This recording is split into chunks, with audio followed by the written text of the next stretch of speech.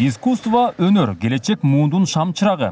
Ушундай аталыштагы көчмө көргөзмө бүгүн Талас областынын Ак-Дөбө айылындагы Теодор Герцен атындагы музейде болду. Себеби облус боюнча жалгыз көркөм сүрөт музейи ушул айылда жайгашкан.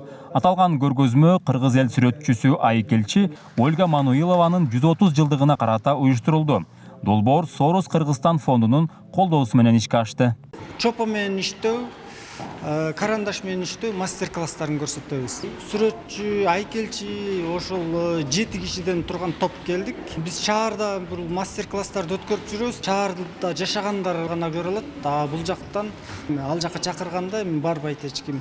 Ошон үчүн биз наоборот бул жака көрүүчүлөрдү издеп келдик да. Биз Таласта болобуз, андан кийин Көлдө болобуз.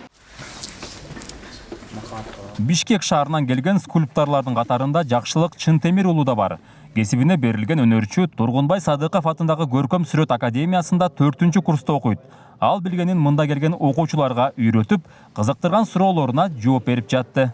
Айыл ичиндеги колунан көр төгүлгөн ар кандай устанын балдары бар.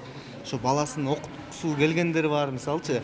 Азыркы жаштардын көбүнүн кол өнөрчүлүгү өскөн, ошону кандай жакка пайдаланса болот, ошол жагын түшүндүрүп, деги эле бул чопо, скульптура эмне, ошол жөнүндө сабак өтүп атабыз. Кызыгып атат, эми жакындан сурап атат, түшүндүргөнгө аракет кылып атабыз. Көчмө көргөзмөдөгү сабактар кол өнөрчүлүккө кызыгы бар элет балдарына сонун мүмкүнчүлүк болду. Искусствону баалаган ата-энелер балдар кыздарын алып келип, чогуу ээргип алышты.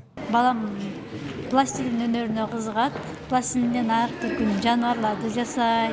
Мунун кызыгуусу дагы өзгө арта берсин деп анан кийин көрсөтүп коелук деп анан алып келгенбиз да.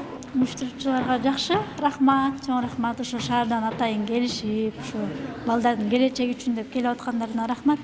Бүгүн башталган мастер-класстар 4 күнгө уланат. Бул аралыкта искусствого кызыккан элет тургундары сүрөт тартканды жана чопо менен иштөө ыкмаларын бир аз да болсо үйрөнө алышат.